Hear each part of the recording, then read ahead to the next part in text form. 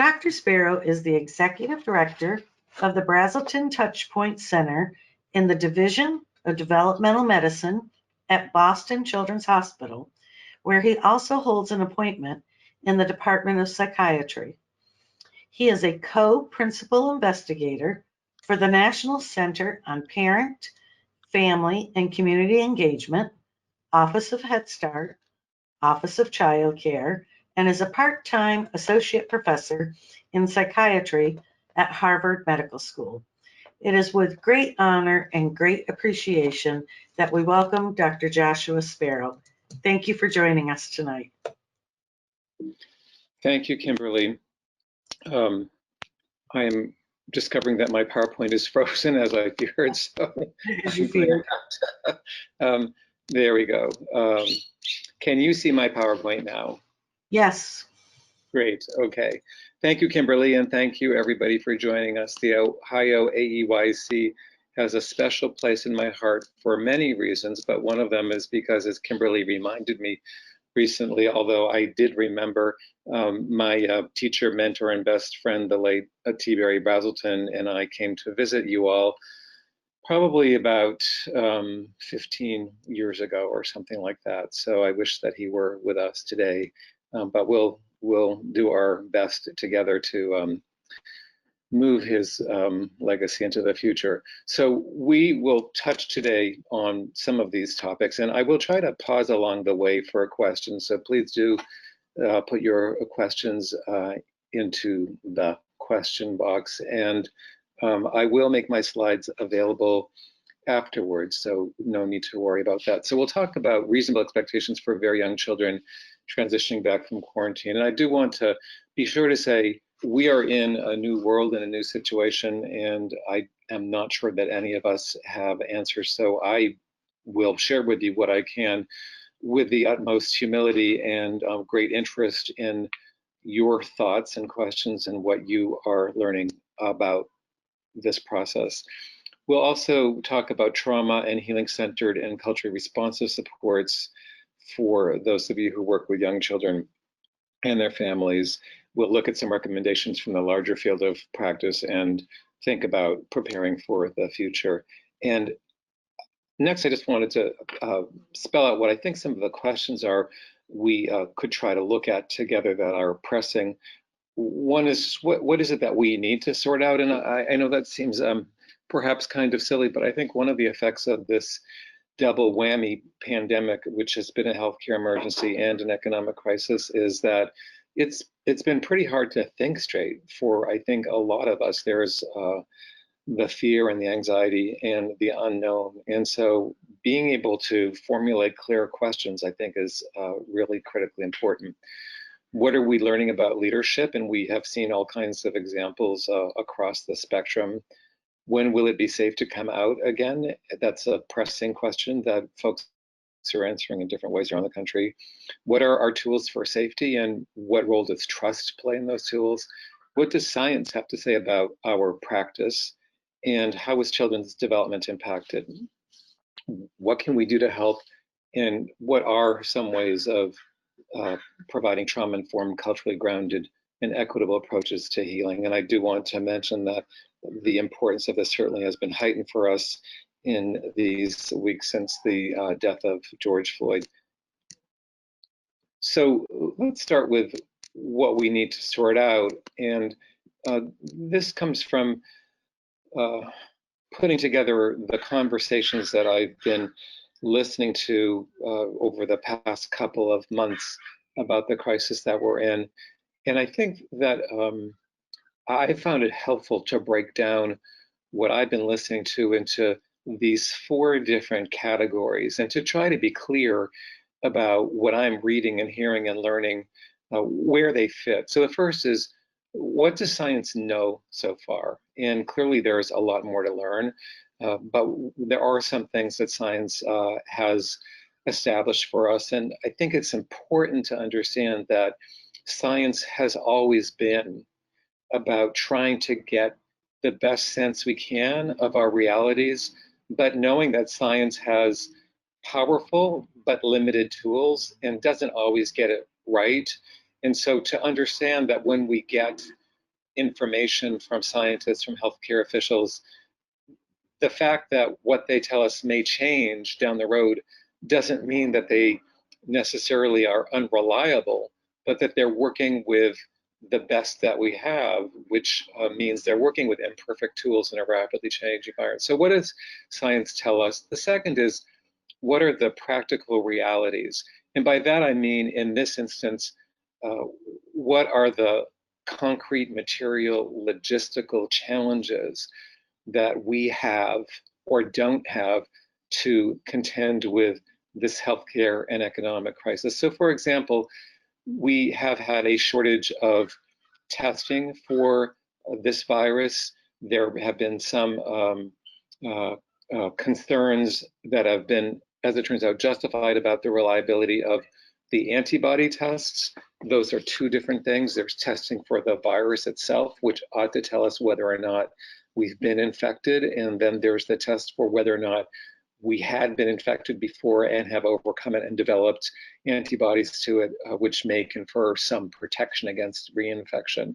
So we've had shortages of those kinds of tools, which has made it hard to have a good sense of where the virus is when. We've also had a shortage of masks and other protective equipment.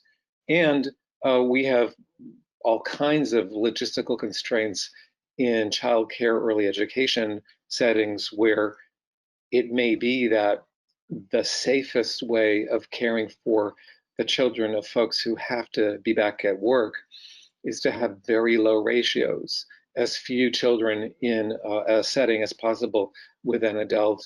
And yet we know the realities are we can't necessarily fund those kinds of ratios. Similarly, we know that the quality of the ventilation in the settings where we're bringing back children and teachers and caregivers really matters. But again, the facilities may not exist and the funding may not be there to retrofit facilities to have the kind of ventilation that would really decrease the risk of the spread of the virus.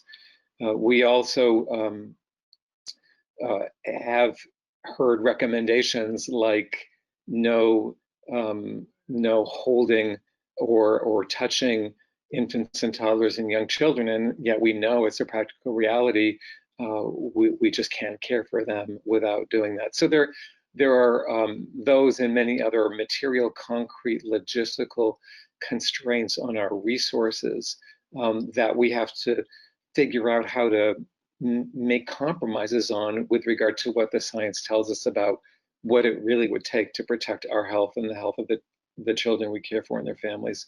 And then there are the political agendas, and I am not referring specifically to any one politician's agenda, but just to say all around the country, mayors and governors and others are having to make extremely difficult decisions between opening up businesses and schools and perpetuating sheltering in place and physical distancing. And, I think a lot of us are glad that we don't have to necessarily be in their shoes, but many of us nonetheless in our roles are making similar high-stake agendas in places where there are all kinds of people who understandably are going to have very different beliefs and reactions to the decisions that we make. So, and that gets us to the fourth category, which is the public will. So what does the public understand about the science?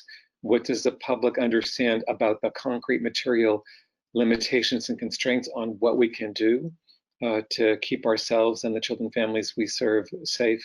And what are the beliefs that they have about making those kinds of choices and compromises? And one of the unfortunate things that's happened is that this has been politicized, when I think, regardless of your political position, I think we all care about finding a path towards both the safety and health of the children and families that we serve and our own families, and at the same time restoring the functioning of our economy. I also think it's been unfortunate that we have seen the economy and health as being opposing forces, because ultimately we need to be healthy, our workforce needs to be healthy, childcare providers, teachers need to be healthy, healthcare providers need to be healthy in order for our economy to flourish. So those 4 categories, I think, are helpful in terms of trying to sort out the anxiety, the fear of the unknowns, and the confusion. And also, I think, to have productive conversations with people who may have very strong feelings and beliefs that have been politicized that can make it harder to get to decisions that will involve some compromises and some cutting of corners that in a community or in an institution we can all get behind and try to make work. So I think that those 4 areas then get us to what we are learning about leaders. And I think one of the lessons is in times of overwhelming, abrupt crisis like this, where there are all kinds of fears, anxieties, lots of uncertainty, and lots of unknowns, people really turn to leaders. And that means many of you, many of us, people leading a classroom, people leading a preschool or a childcare center or a school. People turn to you, to us, for clarity, transparency, for honesty and integrity.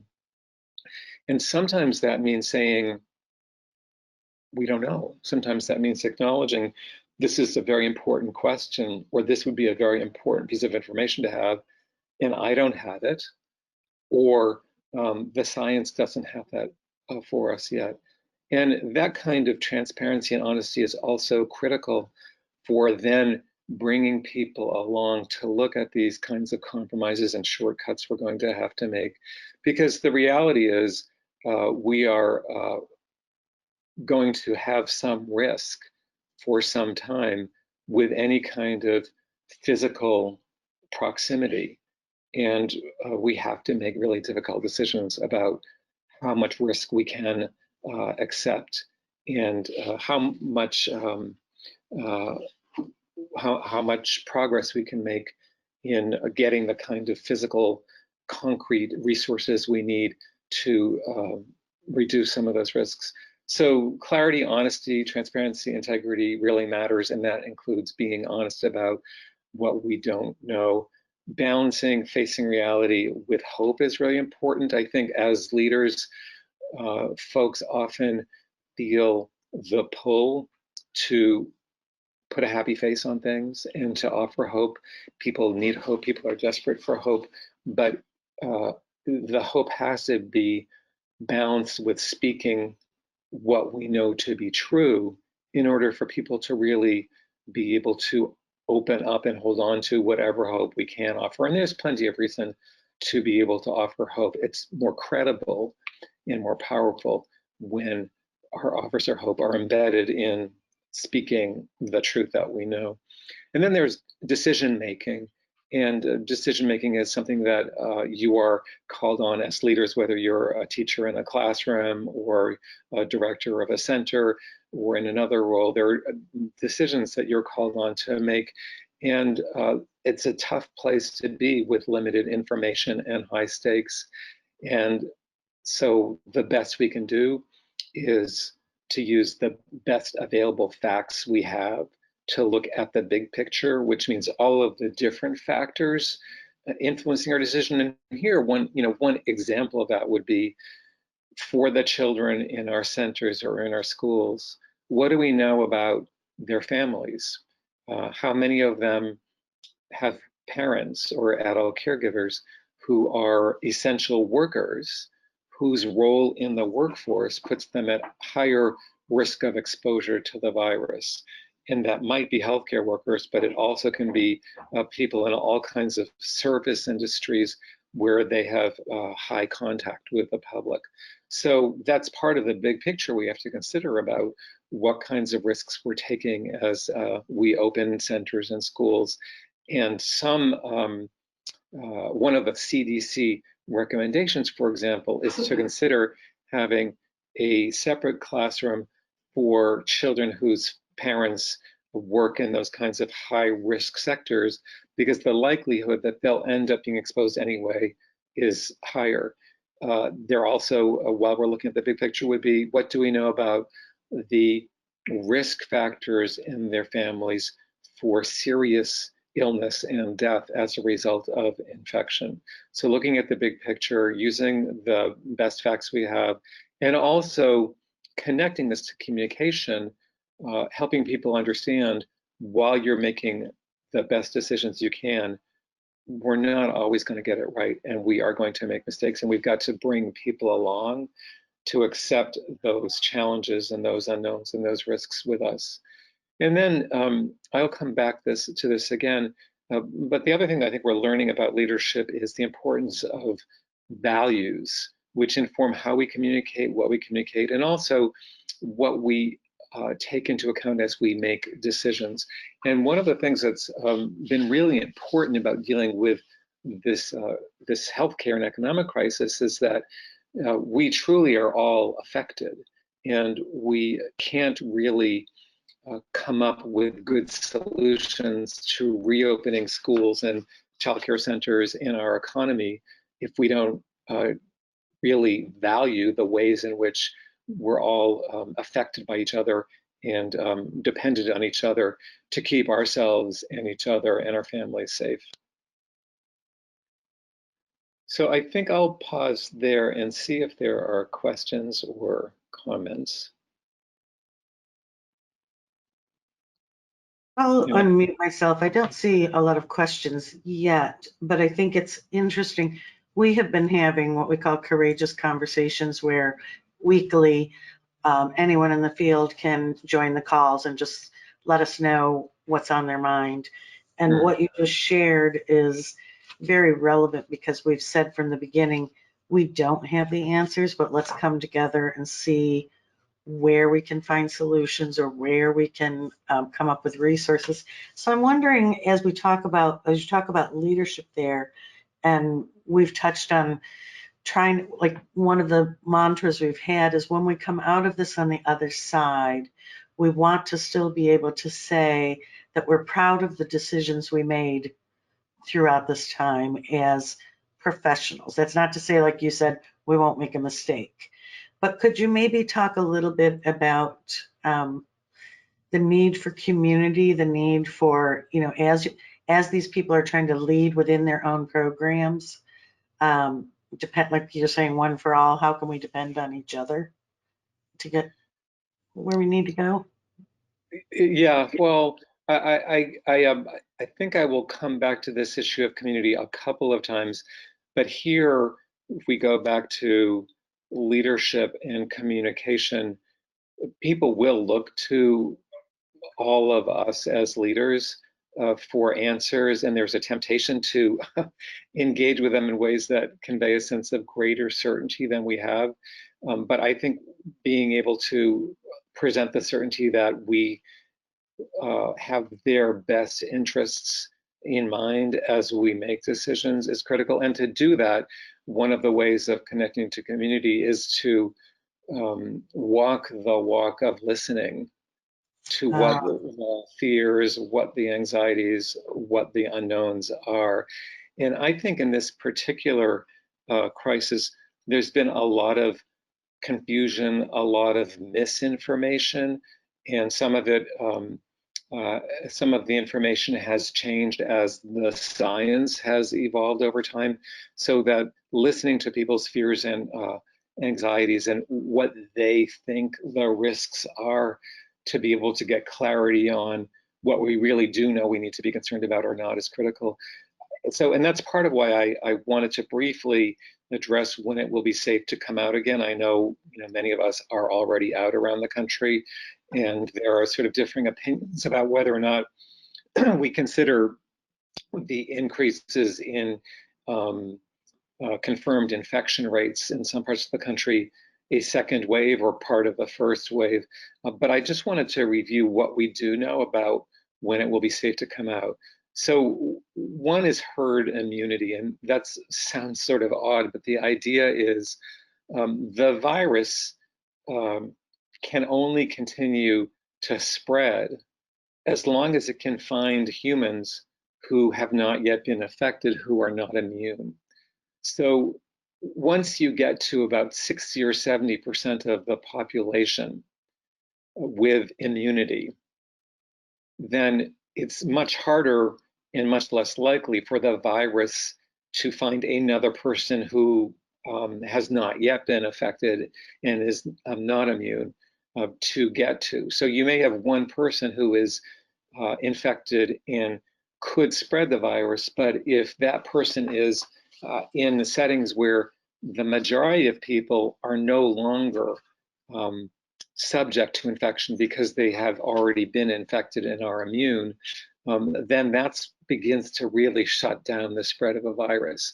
So just to understand, this is one of the places where the ongoing shortages of testing for the virus has really limited us, because we don't really know where we stand with regard to that 60 or 70% of the population. The best estimates are far lower than that. You know, it's a couple of percent, and I don't think anybody thinks it's more than 10% of the population at this time. I've been hearing, you know, between 2 and 5% as guesses. The other, I think, caveat there is we don't know for sure that this particular virus, once it has caused an infection, then leads to immunity. There's good reason to think that it does, because other coronaviruses do that, but no one in the scientific world wants to make assumptions without having firm confirmation of that. In addition, different infections, when we experience them, will create immunity against being reinfected in us for shorter or longer periods of time. And again, we don't yet know whether or not, if after being infected we're immune, if that's going to be for a couple of years or for much longer. And that then brings me to vaccines. And vaccines are essentially our medical way of reproducing the body's response to infection to create immunity. And there's, you know, been a lot of talk about a vaccine in the fall or early next calendar year. But my understanding is that the fastest we've ever gotten a vaccine was the mumps vaccine back in the 1950s. Took 4 years. Now we're not in the 50s anymore, and we've got the whole world working on this. And so I am hopeful that we will get there a lot sooner than that. But again, a vaccine gets you to a larger percentage of the population who cannot be affected, if we can find a vaccine, and if, again, in terms of public will, people will accept the importance of being vaccinated. Those are a lot of ifs.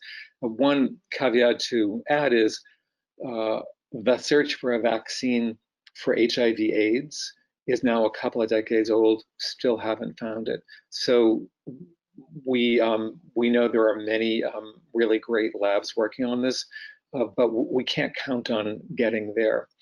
The third thing that will make it safe to come out is having effective treatments. And right now, we are not there yet. There is one drug called remdesivir, which is effective for people who are already ill, but not on ventilators. Recently, it was found that a very old drug is reducing deaths in people who are much more seriously ill. So we are making progress there, and I think there's great hope there. And then the last thing that does happen sometimes is that the virus actually mutates. You know, viruses reproduce themselves so quickly, and that's why they spread, that their genetic configuration can change, and they can become less infectious or less lethal. And that is actually how the Spanish flu pandemic of 1918, 1919 burnt out. Was the virus, it's believed, actually mutated and became less serious of a threat. So then we have to ask about the essential workers, and really those of us who work in preschools and childcare centers are essential workers, and we will be at greater risk because we will have more exposure to others who may be infected and contagious and have no symptoms or have no symptoms yet, and so won't know it. So what can we do to keep children, families, and ourselves safe, especially essential workers like many of you? Here are the tools that we've got. There's the box it in strategy, which is being able to test for infection. And again, that's why having more adequate supplies of testing are so critical. And then isolation if the test comes back positive. And then you've all heard about most of this, tracing whoever you've been in physical proximity to over the past 14 days, because we do know that you can be without symptoms for up to 14 days after becoming infected, and then quarantining everybody who we can trace to as having been in contact during that period.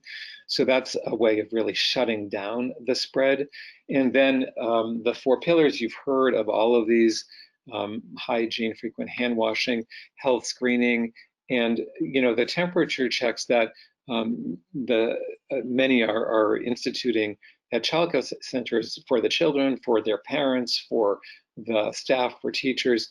The temperature checks make sense, but they won't help for those people who either will never have symptoms and are simply carriers that are infected and maybe spreading it, but don't have symptoms. And it won't help for people who have been infected and may be contagious but do not yet have symptoms. But for those who are just beginning to get sick, it will help us find those. So health screening, which also includes short surveys to assess for either symptoms in the child or the teacher or the parent or in those that they're exposed to.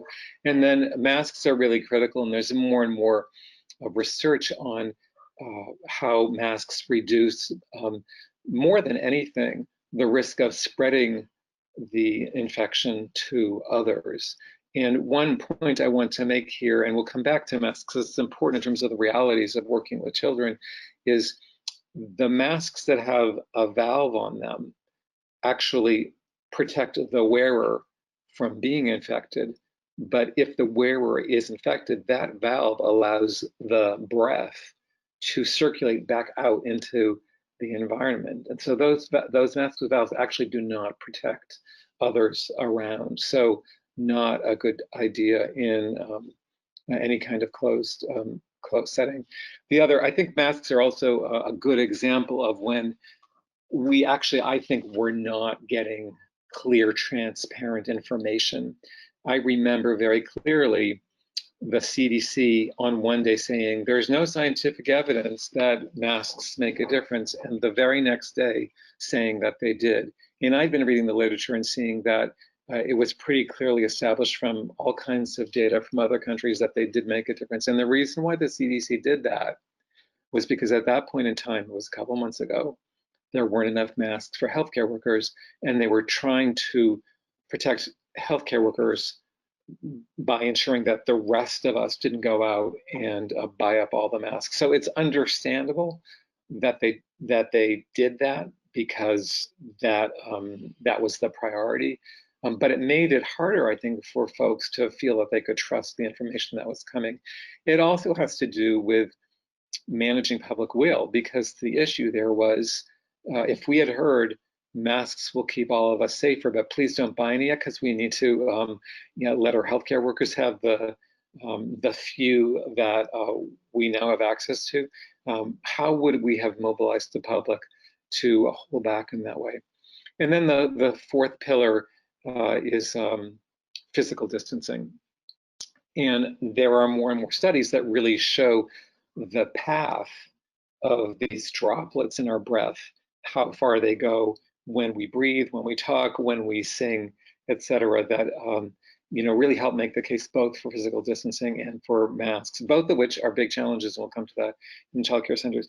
And why do I mention trust? Well, my colleague, Dr. Atul Gawande, who's looked at a lot of the data coming out of our country and around the world, is that it turns out that the best thing that we can do for our own health and the health of our families really means that we take care of each other as well. So I'll go back to that example of the mask with the valve, and many of them do not have those valves. With the mask with the valve, that just protects me if I'm wearing it, but if I'm infected, it doesn't protect you. That's an example of where our failure to value the way in which what we do as individuals affects everyone else, where trust really matters. So in this moment, and again, this is an issue for leadership, and also, as you asked, Kimberly, critical for coming together as a community to recognize that in order to shut down this virus, I need to value taking care of myself in ways that also take care of the people that I am in contact with, my family, others in the center or school where I bring my child or where I work, and others in my community. So trust is really key here. And when you talk, Kimberly, about coming out of this on the other side, I think there are some of us who hope that there will be a renewed and deeper understanding of the ways in which our interconnections, our understandings of the way our individual behavior affects each other, makes our communities stronger. So where this takes us in terms of if, when, and how to reopen, and I realize that many folks now are open, here are a number of things that come from that. One is to do our work online or virtually as much as is possible. And I know many of us are dealing with digital divides where families may not have access to devices or to the internet. And that's another challenge that is now in our faces that we have to address. But online, whenever, could even include, once your center is open, if you are doing meetings with parents, to do the meetings on the phone or on a screen virtually, so that they may be dropping off their child in the morning and picking up the child in the afternoon, but that doesn't mean they have to come into your classroom or your office and be with you, even if it's at 6 feet, for 15 minutes or however long. You could do that online, and it would reduce your exposure and theirs. Small group ratios I mentioned, and I did want to say a little bit more about that. So the thing to remember is, in a classroom, every child in that classroom brings with him or her all of the exposures that they have in their family and community environments. So any child will come to school every day having been exposed to all of the family members they went home to, wherever they went in their community, and all of the people who their family members were exposed to. So in their family, if there is an essential worker who has exposure to the public because they work in a drugstore or in a grocery store, gas station, that parent will bring home those contacts to that child, who then brings them to school. So I think that helps make it clear that every child you add to your ratio isn't just one child, it's all of the exposures that that child brings. So reducing ratios as much as possible is really powerful in terms of reducing the risk of spread. And again, there's this issue of, well, how do we fund that? So personally, I think we need to be straight up with parents and teachers to say, this is a risk we're taking. We would do better with even smaller ratios. This is what the best we can do, given the funding that we have.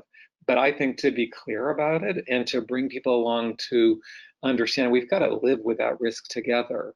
And that's, I think, also about how we come through this on the other side, is that people have got to come together to support the leaders who are making these difficult decisions in making those kinds of difficult trade-offs.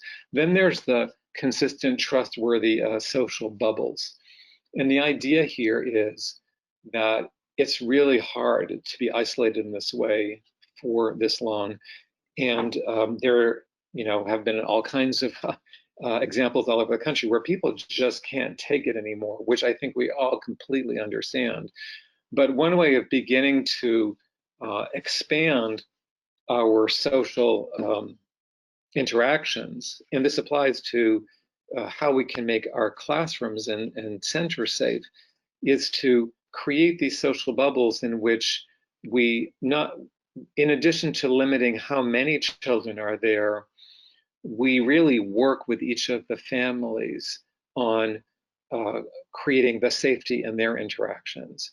So if each child is in a family that is really working hard to practice physical distancing in their workplace or when they're at the grocery store, then that means you've got children who are coming into your classroom with lower risk and fewer exposures.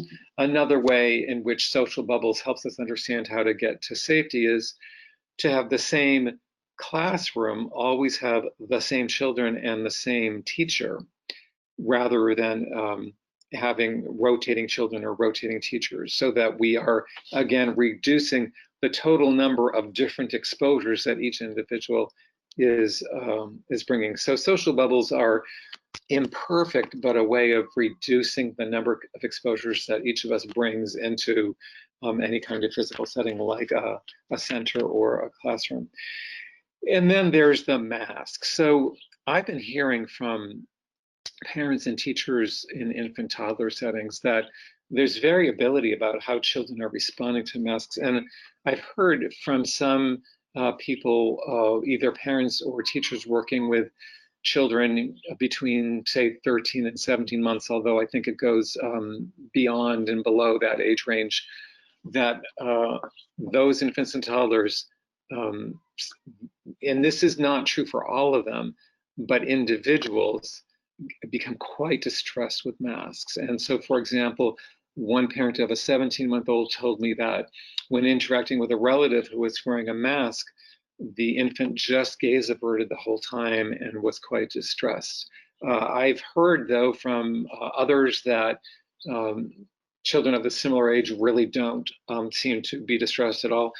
I would be concerned about children who may be manifesting early signs of autism spectrum disorders, which personally I think we could be picking up far earlier than we do, certainly in the first year of life, that the masks would make it more challenging for them to be able to take in the information on our faces with our facial expression that they really struggle to take in and to understand already anyway. So you all probably have some very creative ideas, better than this one, for how to deal with masks, because I do think the teachers and staff need to be wearing masks. I think the parents need to be wearing masks. I think it's unrealistic for children under 2 to be wearing masks. And I personally am not sure how realistic it is for children over 2. And I should say I had to travel because of a family medical emergency last week. And I would say 30% of the people on the plane who were wearing masks were wearing them in ways that made them completely useless. They were not covering their noses, which, means that essentially you're not wearing the mask at all. And I would say probably 30% of the flight attendants were also wearing them in ways that made them completely useless. So never mind 2-year-olds and 5-year-olds.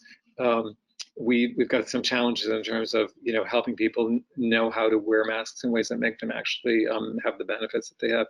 But for children who may be really distressed by not being able to see our full faces, or who need to have some kind of understanding about what's going on, a couple of thoughts would be to do videos of our faces with a mask, take it off, take it on, take it off, take it on. And this idea is, young children are working on object permanence. So if they could see a video of you without the mask, and you put it on, you take it off, it's sort of like hiding an object underneath a cloth and then pulling it out and seeing, when they get this idea that even though I can't see your full face, it's still there. So working on it that way.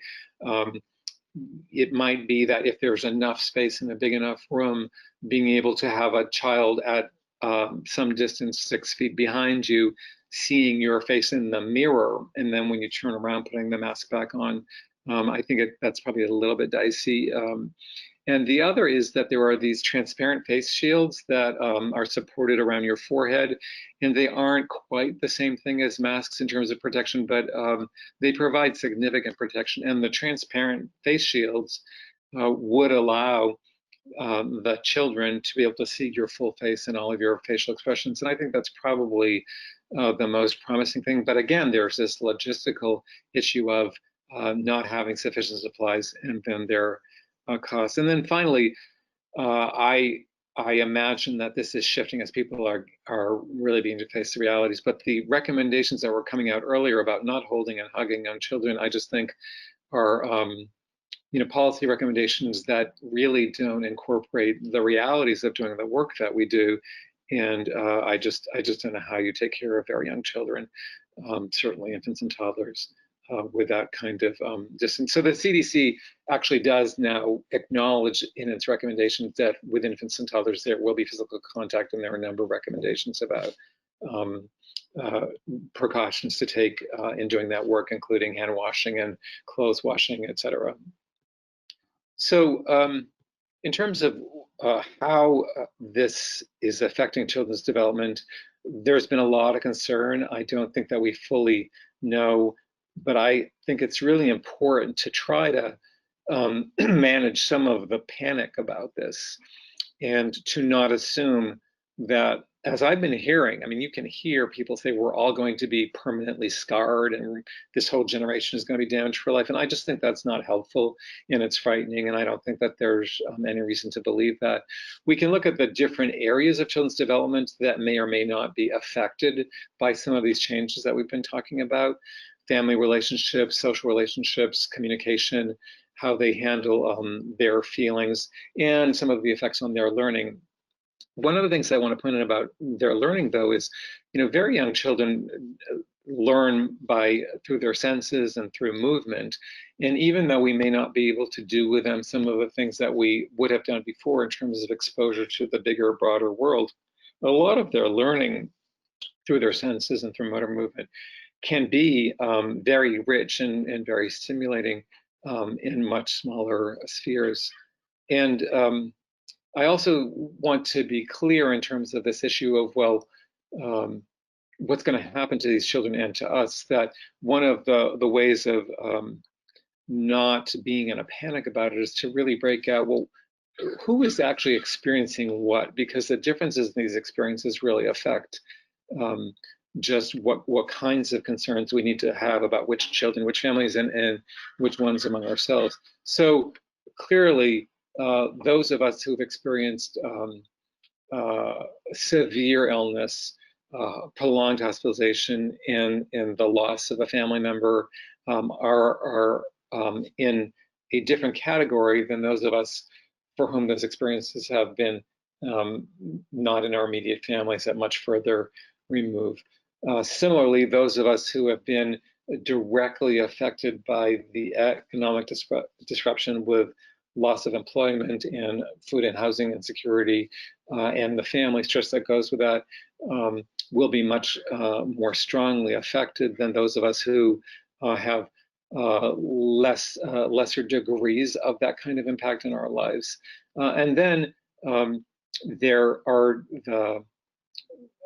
those of us in families where, and those of us who are doing teaching and childcare are all in this category of essential workers with increased risk. And there is the worry about the risk, and there's the extra work of protecting ourselves, which is another kind of stress, which I don't think is the same thing as losing a spouse in an ICU on a ventilator and then not being able to mourn them in person.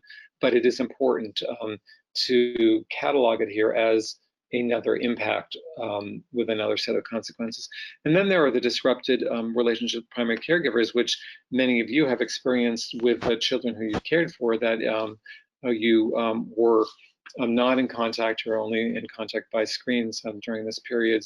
And then there's this issue of the ways in which the masks disrupt us, so the social interactions. And then there are children and adults who have required services for health, mental health, developmental delays, disabilities, and those services have been disrupted.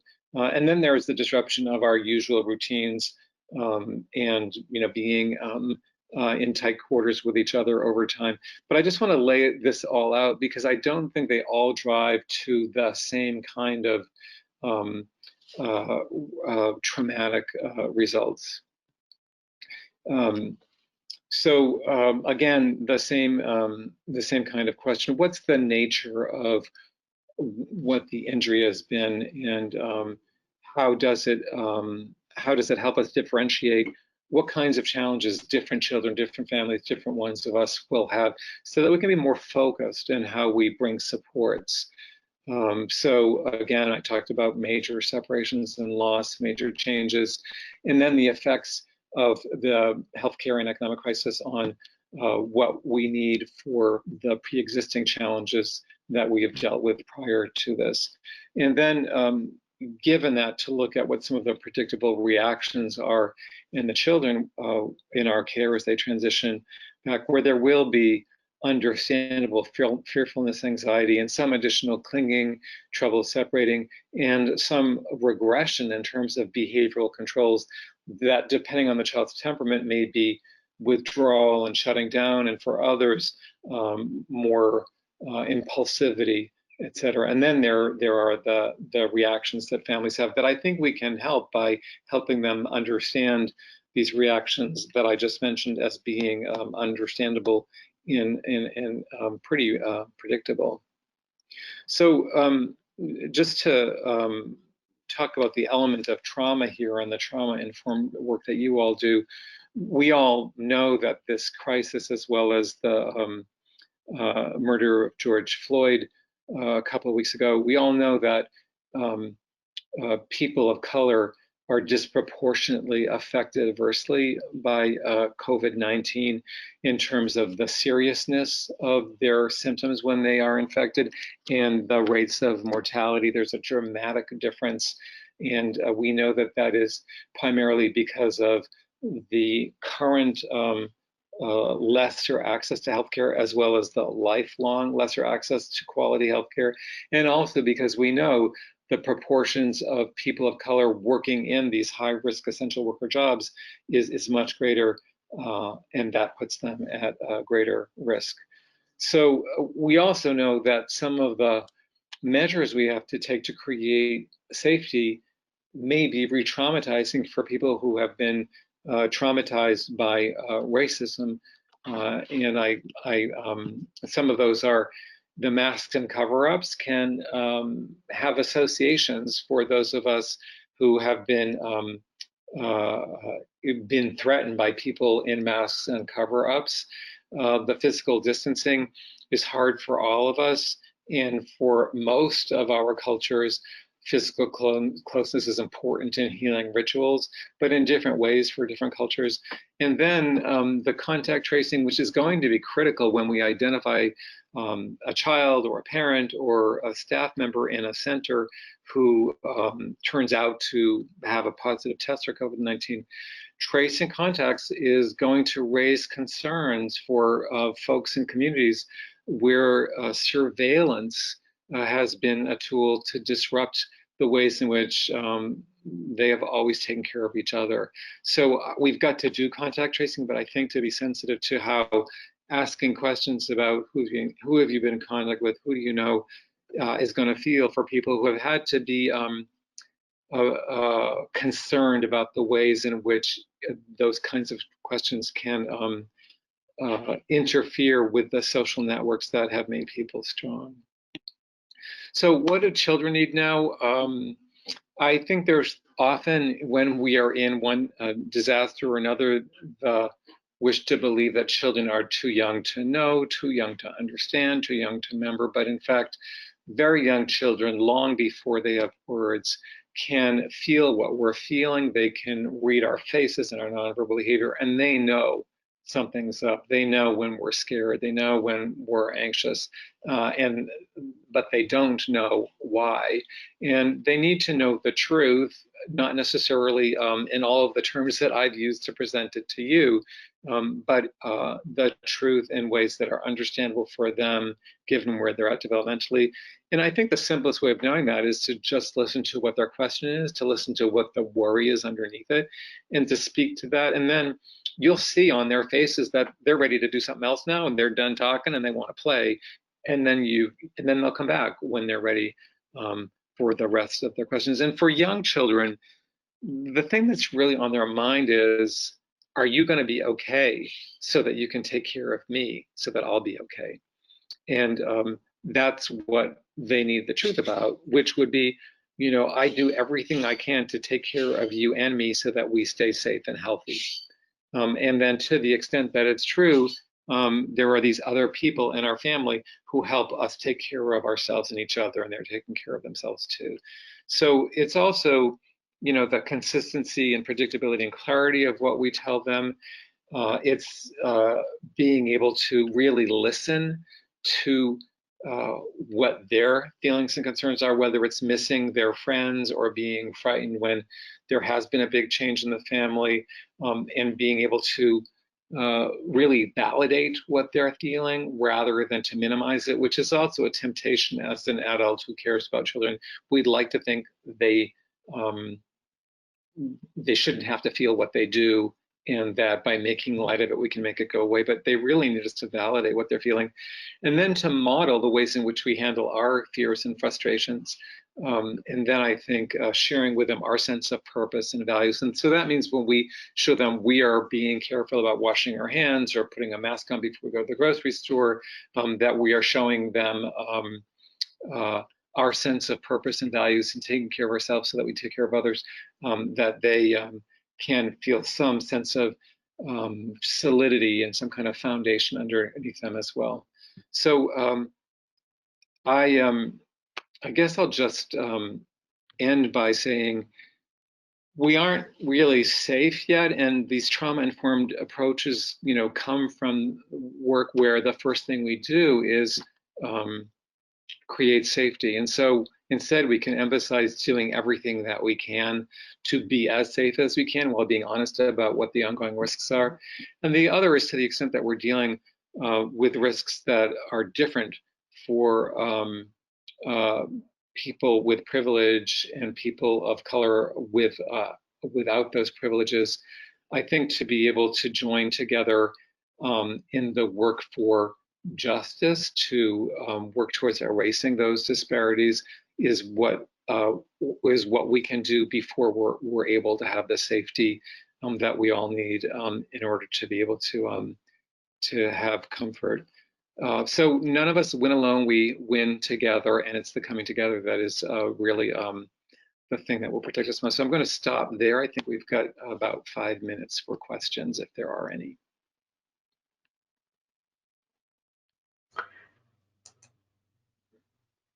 And thank you so much. There's definitely questions. There's enough questions to do another webinar, but we don't have that much time. So there's some, I think overall, we're certainly identifying that there's a need for people to have more medical information. There's a lot of medical related questions. But one question that stood out to me as well, though, is what about the environment of fear that we may risk creating through the wearing of masks, the additional rules, families not being able to come into center? And is it fair or appropriate to expect children to have that responsibility? What's the responsibility that we would be expecting children to have? I guess dealing with all of that environment of fear. Yeah, I think that is such a great question. Thank you for asking that. So I'll have to say, just personally, I first found it really creepy. I'll use that word. I found it really creepy to go to the grocery store. It was really disconcerting. And then, as I said, I had to get on a plane. And in a plane, you have this closed space. And even though they say the filters are really good, the risk is a lot higher. And I have to say that in that environment, I felt reassured to see people wearing masks and actually very concerned about the number of people who weren't for themselves, because as much as for anybody else, for themselves and for their families and wherever they were going to. Because if people are traveling now, it's probably because they got to be somewhere with people who they love, right? So, this is a situation which raises a lot of tough questions where the answers won't be great. But I think for this one, part of what is happening is people are shifting from being really creeped out and freaked out by this to be, as I've been honestly, to being able to see it as our way of taking care of ourselves and our children and our families and each other. And I think that if we can make that shift and carry that, that's how we'll help children see this. Because what they will pick up on is not the mask all by itself. It will be by the thoughts and beliefs and feelings that we associate with it. So if we make it clear, this is what I do to make sure that I am doing everything I can to take care of me so that I can take care of you and to take care of you. I think that we can change the way the masks are experienced, right? And again, I did talk about the reality of you don't get to see the whole face, and there's humans are really dependent on nonverbal behavior for communication. That's why we do these webinars now and see each other's faces, because we really need to. So that is, I think, a different issue, and for that I do think these face shields where you can see the whole face would really be helpful. And I hope that there is a way of getting sufficient funding and sufficient supplies to be able to move towards that. Right. And so if they were wearing what is available now, which for most of them is the more typical mask, are you concerned about a delay in language or social emotional development in young children if this goes on very long? So yeah, I am, and as I said, the anecdotal information, which is not science yet, is quite variable. So there are some very young children who seem unfazed and they're not distressed and they keep on communicating. There are others who are really disturbed by it. It doesn't mean that there is any kind of problem with the children who are distressed. I worry more about the children who may have early signs of autism spectrum disorder, who really need, the full, set of information that's in our facial expressions. But for me, I think it's a risk-benefit calculation. And right now, the immediate risk of having our childcare workforce, wiped out because they're at high risk, we're at high risk. Is right now, I think, really important. The research that we can draw on is the research that Barry Brazelton did with Atronic back in the 1970s, the face-to-face still face experiment, where the parent turns away from the child, then turns back and is unresponsive. And you do see children get really quite distressed there. So I don't mean to minimize the risk. I think we just don't know. And as I said, if we could get shields, or we could make these videos to help children understand, there's a whole face underneath there, might help. And I am guessing that in classrooms where it's not, children are too young to expect them to have masks, they will have each other's facial expressions to learn from it. And I think that will provide some protection. Dr. Sparrow, I do want to honor your time. It is 8 o'clock. Do you have 5 or 10 more minutes to answer questions? Because we have some really good ones if you do. Yeah, sure. We can take a couple of more minutes. Sure, that'd be fine. Yeah, thank you. It's going to be hard to choose, but I will choose. One individual has asked multiple times, the concern, have you heard any updated research on how long the virus can live on surfaces? Because obviously surfaces are everywhere in childcare. Yeah. Yeah, I don't, I'm a child psychiatrist. I'm not an epidemiologist. I'm not an infectious disease person. I'm not an expert in any of this. I'm, trying to sort of share my way of making sense of this. And I had continued to read that, there are hard surfaces that the virus may be present on for a couple of days, for up to 3 or 4 days. The question for us is whether or not the virus on those surfaces remain highly infectious.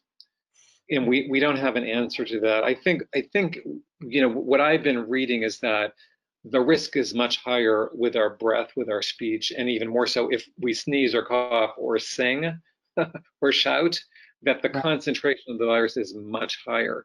But I don't think that we know enough to stop cleaning all the surfaces yet, which is really tough and really a lot of work.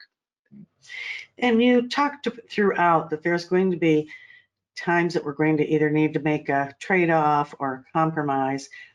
Which do you lean one way or another with parents dropping children off outside and releasing them to one individual, or taking the risk or the compromise of allowing them to come in and have that relationship with the classroom teacher? That's really a tough one. Mm-hmm.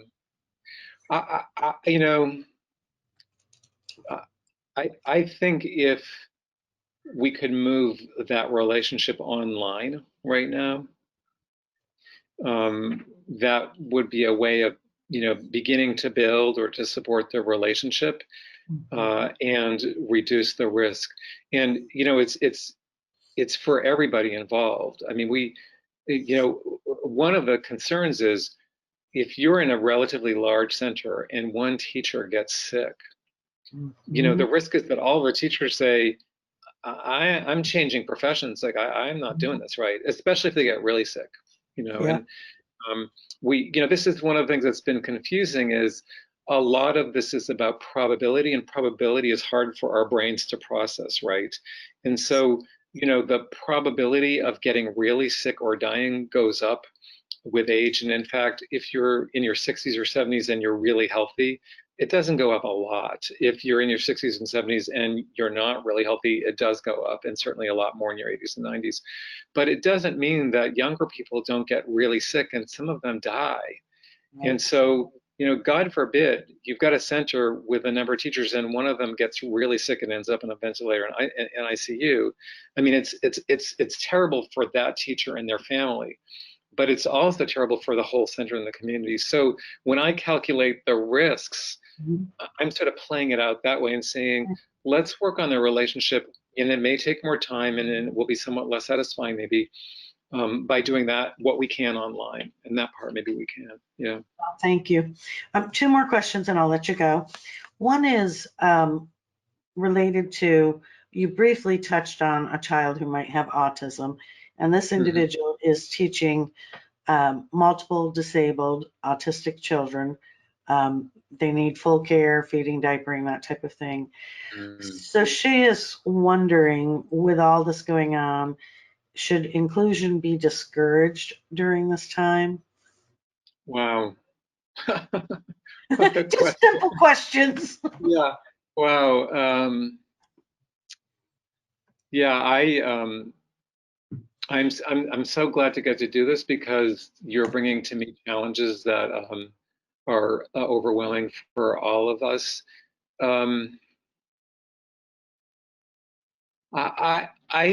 I think I would, I know that at the policy level, people have to make these sort of sweeping recommendations, but at the individual classroom or center level, I'd rather see more fine-grained decision about our center, our teachers, our families, our children, and look at what's possible. So, if you're in a center where a lot of your families have essential workers with high risk, the likelihood that the virus is going to be in your center at some point is higher than if you have very few families who have those kinds of jobs. So, if you're thinking about, well, what about children who may be at higher risk of spreading the virus because there may be more secretions, there may be more drooling, there may be a lot more physical contact. None of that matters if there's no virus anywhere, right? So that's, so that's, I think, the thing to consider in making these more fine-grained decisions. Another thing would be, in that center, can you get access to more testing to have a good sense of, like, where is the virus here? Where is it? But if you were able to pretty routinely test staff and had some kind of sense of where families were at, that would help you decide, well, we can do this because the virus isn't here, so we're okay. Or the risk that it is relatively high because of, the families that our staff and children are in, and then we may need temporarily to reduce the risk of spread by children who may have more secretions or more touching. So that may feel like I dodged the question, but I think it's about looking at, what the factors for risk are in your classroom and in your spread to be able to make a decision. I think we'd all feel terrible about reducing inclusion opportunities for children, and I know that their families would as well. But it's not just about protecting the other children; it's about protecting them as well, and being able to keep them in the centers and not have them have to be back home. Okay, and just on that note, I think you just brought up something that I don't think most people have thought of yet. Ohio's had some pandemic centers and family childcare homes going on for a while, but for 2 weeks now they've been back open with the reduced ratios.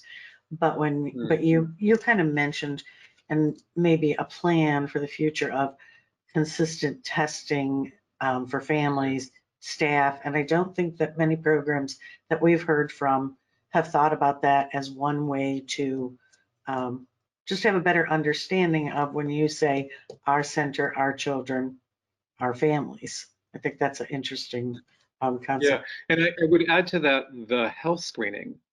So the daily health screening, which is the temperature check, but also, do you have any of these symptoms, right? And if your temperature is normal, you don't have symptoms, it doesn't mean you don't have the infection, because you could have the infection without symptoms. But if you do, then you need to go home. And the health screening is also not just about you, but people who are in your home environment, who, where you may be exposed and infected.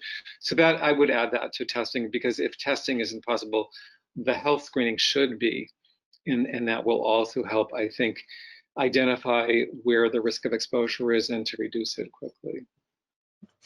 This has been so helpful. What could you tell them about the work that you are doing or others in the field are doing? Are there additional resources at the Brazelton Touchpoints website? Are you still exploring this? Yes. So we are trying to post what we can on our Facebook page, the Brazelton Touchpoints Facebook page, so that would be a place to look.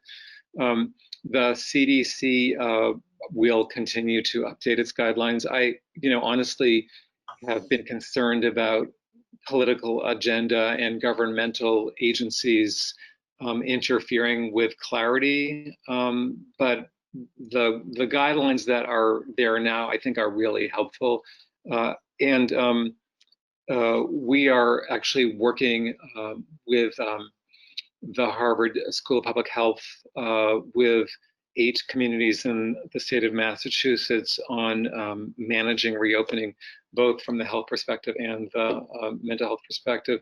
So hopefully we can keep you posted on that. And so I would say that the Harvard School of Public Health laboratory we're working is called the Ariadne Labs, and they are putting out, I think, really reliable information about this as well.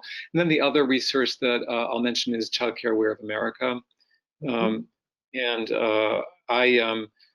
I haven't talked with folks at AEYC yet about what they're doing, but I have been on the Early Childhood Mental Health Task Force for the Child Care Aware of America, and they're working hard to pull together these resources for you. And I think to understand, this is about using your own critical thinking, right? To be able to assess for yourself the reliability of the source and what's in the source. And that's ultimately what we want to teach our children to do too. So there you have it, right? Would you like to end on that note, or do you have any last closing thoughts you would like to share? I think that's probably a good place to go, and to also wish you all all of the health and safety that is possible in this moment, and rapid recoveries for those of you who have been struggling. Thank you so much for allowing me to be with you. Thank you. I've seen many comments. It was phenomenal, and they really appreciated all that you've shared with them, and you've given them a lot to think about. So thank you so much. We really greatly appreciate it. Right. So Good thanks. night. Bye. Okay, everyone, thank you for joining us tonight. And if you are able to, you can also go to our website at Ohio AEYC.org. We do have a donate button that would allow us to continue offering these great webinars. We're really so fortunate to have such great connections with speakers like Dr. Sparrow. I know that personally, I learned a lot tonight. I've got a lot to think about and want to rewatch it. So thank you for joining us, and good night. Thanks for all you're doing.